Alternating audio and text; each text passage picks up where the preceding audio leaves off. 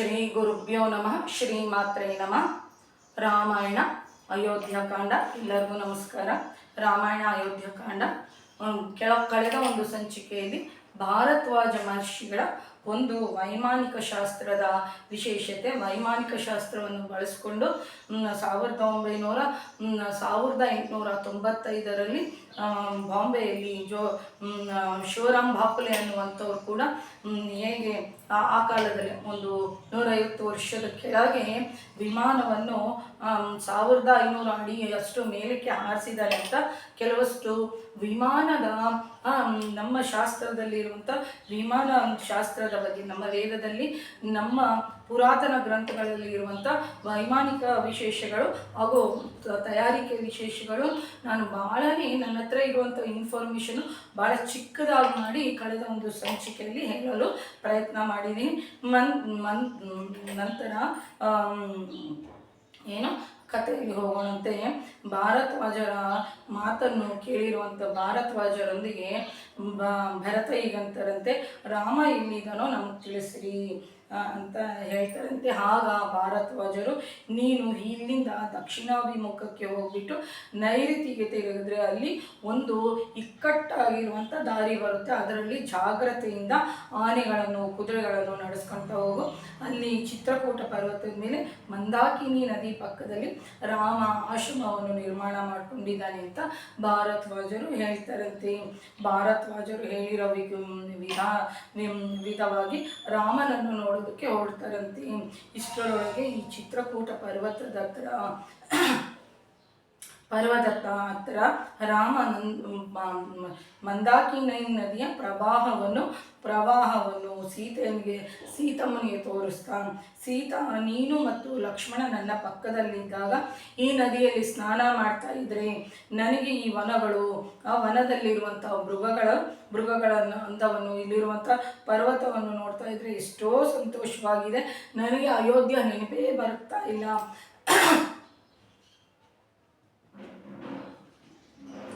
ಅಯೋಧ್ಯೆ ನನಗೆ ನೆನಪಿಗೆ ಬರ್ತಾ ಇಲ್ಲ.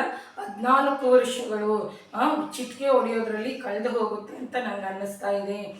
ಆಗ ಲಕ್ಷ್ಮಣ ತಾನು ಬೇಟೆಯಾಡಿ ತೆಗೆದುಕೊಂಡು ಬಂದಿರುವಂಥ ಜಂತುವಿನ ಮಾಂಸವನ್ನು ಸುಟ್ಟುಬಿಟ್ಟು ರಾಮನಿಗೆ ಕೊಡ್ತಾನಂತೆ. ಆಗ ರಾಮ ಅದನ್ನು ತಿಂದುಬಿಟ್ಟು ಚೆನ್ನಾಗಿದೆ ಅಂತ ಅಂತಾರಂತೆ. ಸೀತೆಯನ್ನು ನೀನು ಕೂಡ ತಿನ್ನು ಅಂತಾರಂತೆ. ಹೀಗೆ ತಾನು ತಂದಿರುವಂಥ ಮಾಂಸವನ್ನು ಸೀತಾರಾಮರು ಭುಜಿಸ್ತಾ ಇರಬೇಕಾದ್ರೆ ನೋಡಿರುವಂಥ ಲಕ್ಷ್ಮಣ ಸ್ವಾಮಿ ಸಂತೋಷದಿಂದ ಪರಮ ಸಂತೋಷವನ್ನು ಹೊಂದುತ್ತಾನಂತೆ. ಅಣ್ಣ ಅತ್ತಿಗೆ ಸಂತೋಷದಿಂದ ಇದ್ದಾರೆ ಅಂತ ತಾನೂ ಸಂತೋಷ ಪಡ್ತಾರಂತೆ.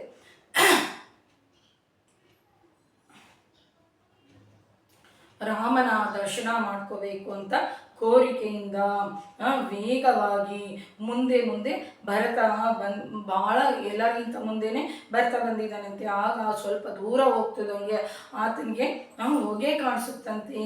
ಹಾಗೆ ವೃಕ್ಷಗಳಿಗೆ, ಮರಗಳಿಗೆ ಬಟ್ಟೆಯನ್ನು ಕಟ್ಟಿರೋದು ಕೂಡ ಕಾಣಿಸುತ್ತಂತೆ. ಲಕ್ಷ್ಮಣ ರಾತ್ರಿ ಹೊತ್ತು ಮಂದಾಕಿನಿಯಿಂದ ನೀರನ್ನು ತೆಗೆದುಕೊಂಡು ಬರಬೇಕಾದ್ರೆ ದಾರಿ ಮರ್ತೋಗ್ದಲೇ ಇರೋದಕ್ಕೋಸ್ಕರ ಈ ಮರಗಳಿಗೆ ಈ ಬಟ್ಟೆಯನ್ನು ಕಟ್ಟಿದ್ದಾನೆ ಅಂತ ಭರತ ಗ್ರಹಿಸ್ತಾನಂತೆ. ಇಷ್ಟರಲ್ಲಿ ಇನ್ನೆಷ್ಟೂ ದೂರ ಇಲ್ಲ ರಾಮನನ್ನು ಸೇರ್ಕೊಳ್ಳೋದಕ್ಕೆ ಅಂತ ಸಂತೋಷದಿಂದ ಓಡೋಡಿ ವೇಗವಾಗಿ ನಡ್ಕೊಂಡು ಹೋಗ್ತಾ ಇದ್ದಾರಂತೆ. ಭರತನ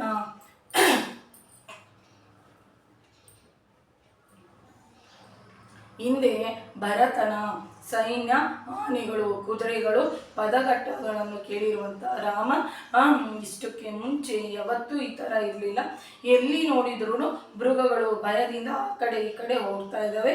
ಯಾರೋ ರಾಜನೋ ಇಲ್ಲ ಅಂದರೆ ರಾಜಪ್ರತಿನಿಧಿನೋ ಅರಣ್ಯಕ್ಕೆ ಬಂದಂಗೆ ನನಗೆ ಅನುಮಾನವಾಗಿದೆ ಅಂತ ಲಕ್ಷ್ಮಣನನ್ನು ಕರೆದುಬಿಟ್ಟು ಒಂದು ಸಾರಿ ನೀನು ಪರಿಶೀಲನೆ ಮಾಡು ಅಂತ ಹೇಳ್ತಾರಂತೆ. ಆಗ ಲಕ್ಷ್ಮಣ ಹತ್ತಿರದಲ್ಲಿ ಇರುವಂಥ ಒಂದು ಪುಷ್ಪಿಸಿರುವಂಥ ಒಂದು ದೊಡ್ಡ ಮರವನ್ನು ಪೂರ್ವ ದಿಕ್ಕಿಗೆ ಹತ್ತು ಬಿಟ್ಟು ನೋಡ್ತಾರಂತೆ. ಆ ದಿಕ್ಕಿನಲ್ಲಿ ಆತನಿಗೆ ಏನು ಕಾಣಿಸೋದಿಲ್ಲಂತೆ. ನಂತರ ಉತ್ತರ ದಿಕ್ಕಿಗೆ ನೋಡ್ತಿದ್ದಂಗೆ ಕೋವಿದಾಲ ವೃಕ್ಷ ಅಂತಂದರೆ ಇಕ್ಷ್ವಾಕು ವಂಶದವರ ಧ್ವಜದಲ್ಲಿ ಕೋವಿದಾಲ ವೃಕ್ಷದ ಚಿಹ್ನ ಇರುತ್ತೆ, ಒಂದು ಸಿಂಬಲ್ ಇರುತ್ತೆ. ಈ ಚಿಹ್ನವನ್ನು ಧ್ವಜವನ್ನು ಇರುವಂಥ ದೊಡ್ಡ ಸೈನ್ಯ ಕಾಣಿಸುತ್ತಂತೆ. ಆಗ ಲಕ್ಷ್ಮಣ ರಾಮನೊಂದಿಗೆ ಅಣ್ಣ ಕೂಡಲೇ ನಮ್ಮ ಹತ್ತಿರ ಇರುವಂಥ ಅಗ್ನಿಹೋತ್ರವನ್ನು ಸ್ವಲ್ಪ ಕಡಿಮೆ ಮಾಡಿಬಿಡು, ಒಳಗಡೆ ಇರುವಂಥ ಬಾಣಗಳು ಧನಸ್ಸನ್ನು ಅಕ್ಷಯ ತೋಣ ಬಾಣಗಳನ್ನು ಇಟ್ಕೊಂಡು ಬೇಗ ಬಂದರೆ ನಾವು ಯುದ್ಧ ಮಾಡ್ಬೋದು. ಯಾಕೆ ಅಂದರೆ ನಿನಗೆ ರಾಜ್ಯ ಸಿಕ್ಕದಲ್ಲೇ ಮಾಡಿಬಿಟ್ಟು ಅರಣ್ಯಕ್ಕೆ ಕಳಿಸಿರೋದಲ್ಲದೆ ಶತ್ರು ಕಂಟಕ ಇರ್ಕೂಡ್ದು ಅಂತ ಮಾಡೋದಕ್ಕೋಸ್ಕರ ನಿನ್ನನ್ನು ಸಂಹರಿಸೋದಕ್ಕೋಸ್ಕರ ಭರತ ಅರಣ್ಯಕ್ಕೆ ಬಂದಿದ್ದಾನೆ. ಇದಕ್ಕಿಂತ ಒಳ್ಳೆಯ ಅವಕಾಶ ನನಗೆ ಸಿಗೋದಿಲ್ಲ. ಇಷ್ಟು ಕಾಲ ನನ್ನಲ್ಲಿ ಬಚ್ಚಿಟ್ಕೊಂಡಿರುವಂಥ ನನ್ನೊಳಗೆ ಇರುವಂಥ ಕೋಪವನ್ನು ಹೊರಗಡೆ ತೆಗೆದು ಬಿಡ್ತೀನಿ. ಉತ್ತರ ಕ್ಷಣದಲ್ಲಿ ಭರತನ ತಲೆ ಕೈಕೆಯ ತಲೆಯನ್ನು ಕತ್ತರಿಸ್ಬಿಡ್ತೀನಿ. ನಿನ್ನನ್ನು ಸಂಹರಿಸೋದಕ್ಕೆ ಬಂದಿರುವಂಥ ಈ ಸೈನ್ಯವನ್ನೆಲ್ಲ ನಾಶನ ಮಾಡಿಬಿಡ್ತೀನಿ, ಎಲ್ಲರನ್ನು ಸಾಯಿಸ್ಬಿಡ್ತೀನಿ. ಅವರೆಲ್ಲರ ಕಳೇಬರಗಳನ್ನು ಕ್ರೂರ ಮೃಗಗಳು ತಿಂತಾ ಇದ್ರೆ ನೋಡಿ ನಾನು ಸಂತೋಷ ಪಡ್ತೀನಿ ಅಂತಂತಾರಂತೆ. ಲಕ್ಷ್ಮಣನ ಮಾತನ್ನು ಕೇಳಿರುವಂಥ ರಾಮ ಅಂತಂತೆ, ಲಕ್ಷ್ಮಣ ಯಾಕೆ ತರಬೇಕು ಧನಸ್ಸನ್ನು, ಅವುಗಳೊಂದಿಗೆ ಭರತನನ್ನು ಸಂಹರಿಸಬೇಕಾ? ತಂದೆಯ ಕೋರಿಕೆ ಪ್ರಕಾರ ನಾನು ಅರಣ್ಯಕ್ಕೆ ಬಂದಿದ್ದೀನಿ, ನನ್ನನ್ನು ನೋಡೋದಕ್ಕೆ ಭರತ ಬಂದಿರ್ತಾನೆ. ಈಗ ನಾನು ಭರತನಿಗೆ ಎದುರೋಗಿ ಯುದ್ಧ ಮಾಡಲ ಅಂತಂತಾರೆ. ಅಂದರೆ ಒಡೊಟ್ಟಿರುವಂಥ ಲಕ್ಷ್ಮಣ ಸ್ವಾಮಿ ಕೂಡ ಇವತ್ತು ಭರತನನ್ನು ಅಪಾರ್ಥ ಮಾಡಿಕೊಂಡು ಯುದ್ಧಕ್ಕೆ ಹೋಗಬೇಕು ಅಂತ ಅಪಾರ್ಥ ಮಾಡ್ಕೊಂಡಿದ್ದಾರೆ. ಇಲ್ಲಿ ಭರತನನ್ನು ಅರ್ಥ ಮಾಡ್ಕೊಂಡಿರುವಂಥವ್ರು ಯಾರಾದರೂ ಒಬ್ಬರಿದ್ದಾರೆ ಅಂತಂದರೆ ಅದು ನನ್ನ ಶ್ರೀರಾಮಚಂದ್ರ ಪ್ರಭು. ಗುಣನಿಧಿ ಆಗಿರುವಂಥ ನನ್ನ ಶ್ರೀರಾಮಚಂದ್ರ ಪ್ರಭುನೇ ತಮ್ಮನನ್ನು ಅಪಾರ್ಥ ಮಾಡ್ಕೊಂಡಲೆ ಯಾಕೆ ಬಂದಿದ್ದಾರೆ ಅಂತ ಕರೆಕ್ಟಾಗಿ ಅರ್ಥ ಮಾಡ್ಕೊಂಡಿದ್ದಾರೆ. ಹೋಗ್ಲಿ ಬಿಡಪ್ಪ, ನೀನಾದರೂ ರಾಮಚಂದ್ರ ಭರತನ ಅರ್ಥ ಮಾಡ್ಕೊಂಡಿದ್ಯಲ್ವಾ.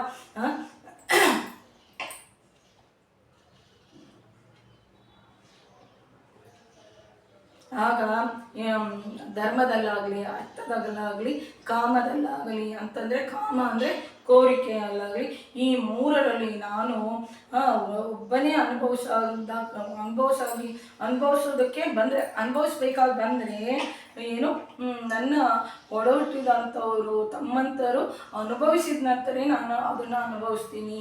ಅವರು ಆನಂದವಾಗಿದ್ದರೆ ನಾನು ಆನಂದವಾಗಿರ್ತೀನಿ. ಅಸಲು ಭರತ ನಿನ್ನ ಬಗ್ಗೆ ಯಾವಾಗಲಾದರೂ ಅಪಚಾರದಿಂದ ನಿನ್ನನ್ನು ಯಾವತ್ತಾದರೂ ಅವಮಾನಸರ ಥರ ಪ್ರವರ್ತಿಸಿದನ, ಮತ್ತು ಭರತನ ಮೇಲೆ ನಿನ್ಗೆ ಯಾಕೆ ಇಷ್ಟ ಅನುಮಾನ ಅಂತ ಅಂತಾರಂತೆ. ರಾಮ ಹೇಳಿದ್ರು ಲಕ್ಷ್ಮಣ ಮರದ ಮೇಲೆ ಕೂತ್ಕೊಂಡು ಭರತನ ಮೇಲೆ ಕೋಪದಿಂದ ಬುಸ್ ಅಂತಂದು ಉಸಿರನ್ನು ಗಟ್ಟಿಯಾಗಿ ತೆಗೆದುಕೊಂಡು ಒಂದು ಕರಿನಾಗರಾವು ಬುಸ್ಕೊಟ್ಟಂಗೆ ಬುಸ್ಕೊಡ್ತಾ ಇದ್ದಾರೆ.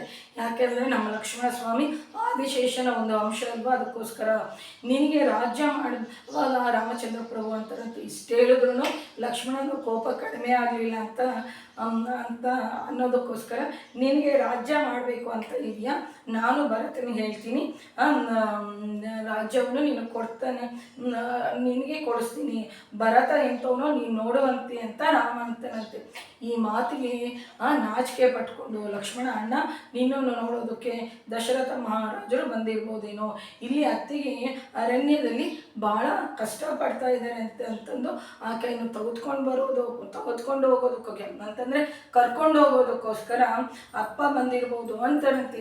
ಇಲ್ಲಿ ತನಕ ಕುತ್ಕೊಂಡಿರುವಂಥ ರಾಮ ಒಂದು ಬಾರಿ ಮೇಲಕ್ಕೆ ಬಿಟ್ಟು ಸೈನ್ಯದ ಕಡೆ ನೋಡ್ತಾರಂತೆ. ಇಲ್ಲಿ ನಾವು ಒಂದನ್ನು ಅರ್ಥ ಮಾಡ್ಕೋಬೇಕು. ಲಕ್ಷ್ಮಣ ಸ್ವಾಮಿ ಮತ್ತು ರಾಮ ಇಬ್ಬರೂ ಜಗಳ ಆಡ್ಬೋದಾಗಿತ್ತು. ಹೇಗೆ? ಲಕ್ಷ್ಮಣ ಸ್ವಾಮಿಯನ್ನು ಅಧಿಕ್ಷೇಪಿಸಿ ಶ್ರೀರಾಮಚಂದ್ರ ಪ್ರಭು ಮಾತನಾಡ್ತಾರೆ. ಏನಂತ ಮಾತನಾಡ್ತಾರೆ? ಭರತ ಲಕ್ಷ್ಮಣ ಸ್ವಾಮಿ ಹೇಳ್ತಾರೆ, ಭರತ ನಿನ್ನನ್ನು ಸಾಯಿಸೋದಕ್ಕೋಸ್ಕರ ಬರ್ತಾ ಇದ್ದಾನಣ್ಣ, ಯುದ್ಧ ಮಾಡೋಣ ಅಂತಂದರೆ ನಿನಗೆ ರಾಜ್ಯ ಮಾಡಬೇಕಂತ ಏನಾದರೂ ಕೋರಿಕೆ ಇದೆಯಾ ಅಂತಂತಂದರೆ ಲಕ್ಷ್ಮಣ ಸ್ವಾಮಿ ಜರ ಇಳಿದು ಬಂದುಬಿಟ್ಟು ಮರದಿಂದ ಇಳಿದು ಬಂದುಬಿಟ್ಟು, ಹಂಗಾದರೆ ನನಗೆ ವಿಧಿಸದೇ ಇರುವಂಥ ಅರಣ್ಯ ಏನು ಅರಣ್ಯವಾಸವನ್ನು ನಿನ್ನ ಕಷ್ಟ ಇದೆ ಅಂತಂತಂದು ನಾನು ನೆತ್ತಿ ಮೇಲೆ ಹಾಕ್ಕೊಂಡು ಬಂದೆ. ಇವತ್ತು ನಿನಗೆ ಭರತನೇ ಹೆಚ್ಚಾಗ್ಬಿಟ್ಟಿದ್ದಾನಲ್ವ, ಅವನ ಬಗ್ಗೆ ವಹಿಸ್ಕೊಂಡು ಮಾತನಾಡ್ತಾ ಇದೆಯಾ. ನಿನಗೆ ನನ್ನ ಮೇಲೆ ಪ್ರೀತಿ ಇಲ್ಲ, ನಾನು ಸುಮ್ಮನೆ ಆದರೂ ಬಂದಿದ್ದೆ, ನಿನ್ನ ಪಾಡಿಗೆ ನೀನು ಬಂದಿದ್ದಿದ್ರೆ ಚೆನ್ನಾಗಿರ್ತಾ ಇತ್ತು, ನೀನು ಅಂಥವನು ಇಂಥವನು ಅಂತ ಜಗಳ ಮಾಡ್ಬೋದಾಗಿತ್ತು. ಆದರೆ ಶ್ರೀರಾಮಚಂದ್ರ ಪ್ರಭು ಹೇಳುವಂಥ ವಿಷಯದಲ್ಲಿ ಎಷ್ಟು ಮಾತ್ರ ವಾಸ್ತವವಿದೆ, ಎಷ್ಟು ನಿಜ ಇದೆ ಅನ್ನುವಂಥ ಒಂದು ತಿಳ್ಕೊಳ್ಳುವಂಥ ಒಂದು ಸಂಸ್ಕಾರ ದಶರಥರ 4 ಜನ ಮಕ್ಕಳಿಗೆ ಇರುತ್ತೆ. ಕೋಪ ಬಂದಾಗ ಕೋಪದಿಂದ ಮಾತನಾಡ್ತಾರೆ. ಪಕ್ಕದಲ್ಲಿರುವಂಥ ಅಣ್ಣನೋ ತಮ್ಮನೋ ಸಮಾಧಾನ ಮಾಡಿಬಿಟ್ರೆ ಹಾವು ಒಂದು ಪೊರೆಯನ್ನು ಬಿಟ್ಟಂಗೆ ಕೋಪವನ್ನು ಬಿಟ್ಬಿಡ್ತಾರೆ. ಇದು ನಾವು ಕೂಡ ಕಲ್ತ್ಕೋಬೇಕು. ಕೋಪ ಬಂದಿದೆ ಅಂತಂದರೆ ಅದು ಗಂಟೆಗಳಿರುತ್ತೋ, ದಿನಗಳಿರುತ್ತೋ, ತಿಂಗಳಿಗಳಿರುತ್ತೋ, ವರ್ಷಗಳಿರುತ್ತೋ, ಜೀವನ ಪರ್ಯಂತ ಇರುತ್ತೋ ನಮಗೊಂದು ಅರ್ಥ ಆಗೋದಿಲ್ಲ. ಈ ಕೋಪ ಅನ್ನುವಂಥದ್ದು ಕ್ಷಣದಲ್ಲಿ ಮರ್ತೋದ್ರೆ ದೇವತೆಗಳು, ಗಂಟೆಗಳಲ್ಲಿ ಮರ್ತೋದ್ರೆ ಮನುಷ್ಯ, ದಿನಗಟ್ಟಲೆ ಇದು ಮಾಡಿಬಿಟ್ರೆ ಅವನು ರಾಕ್ಷಸ ಅಂತ. ರಾಕ್ಷಸರಿಗಿಂತ ಮೀರಿರುವಂಥ ದುರ್ಮಾರ್ಗರು ಅಂತ ನಮ್ಮ ಶಾಸ್ತ್ರ ಹೇಳ್ತಾ ಇರುತ್ತೆ. ಅದಕ್ಕೋಸ್ಕರ ಸರ್ವತ್ರ ಕೋಪವನ್ನು ವರ್ಜಿಸಬೇಕು. ಕೋಪ ಅನ್ನುವಂಥದ್ದು ಬರುತ್ತೆ ಮನುಷ್ಯನಿಗೆ. ಆ ಕೋಪ ಯಾಕೆ ಬಂದಿದೆ, ಎಷ್ಟೊತ್ತಿರಬೇಕು ಅನ್ನುವಂಥದ್ದು ನಾವು ತಿಳ್ಕೊಬೇಕಾಗುತ್ತೆ.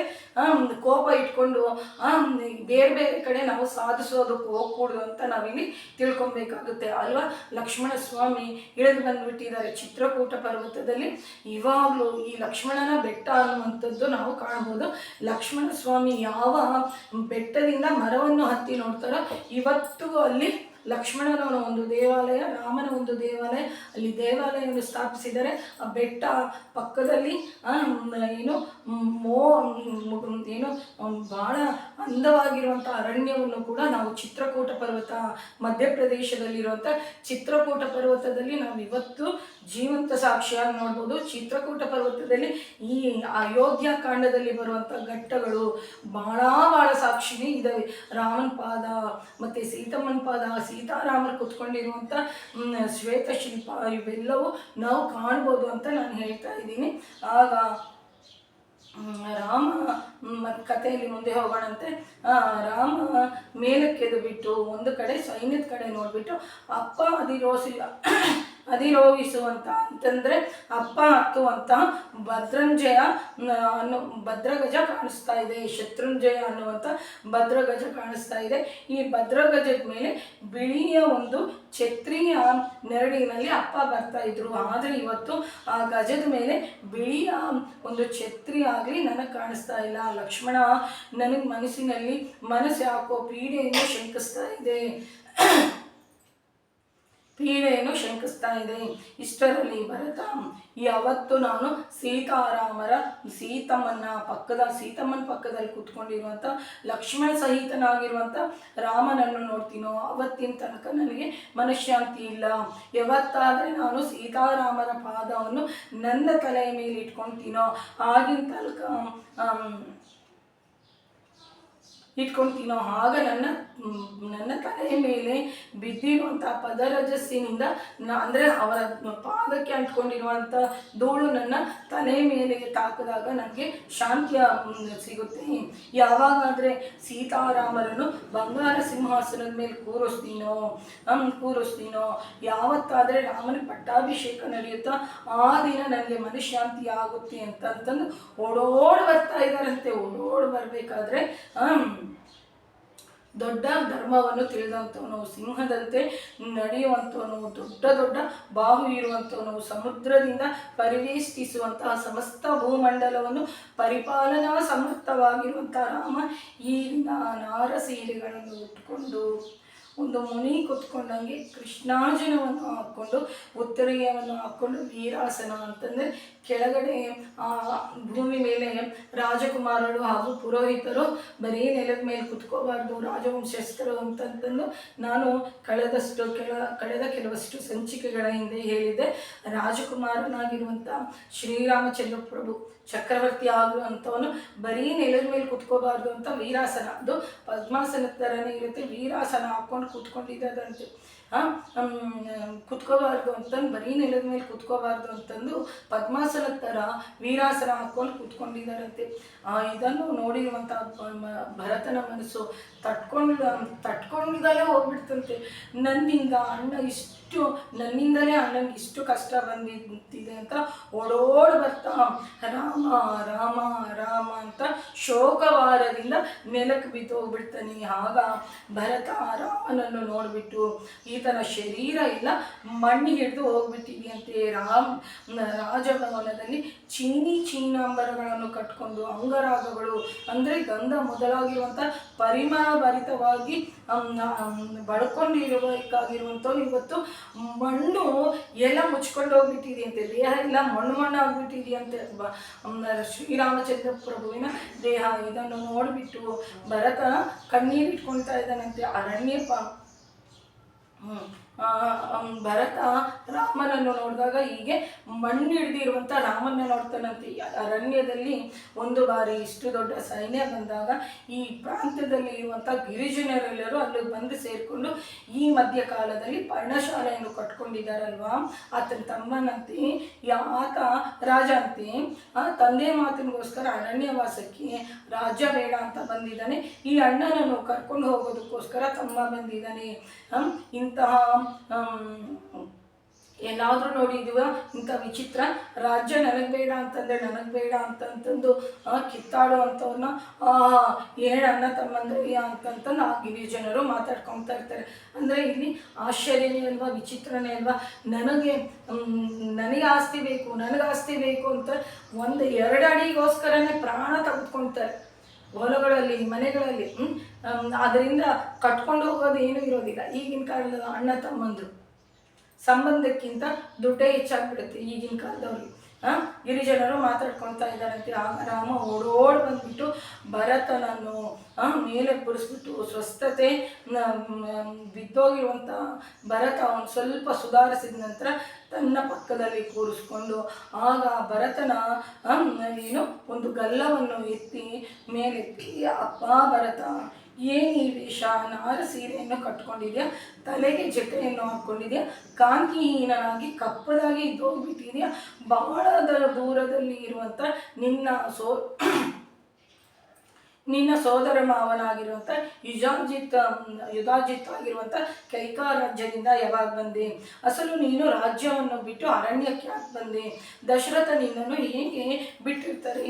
ನನಗೆ ಅಕೋಭಯವಾಗಿದೆ ಕಣೋ. ದಶರಥ ಮಹಾರಾಜರು ಪರಲೋಕಗತಸ್ಥರಾಗಲಿಲ್ವಲ್ಲ, ಅದಕ್ಕಾಗಿ ನೀನು ಬರಲಿಲ್ವಲ್ಲ.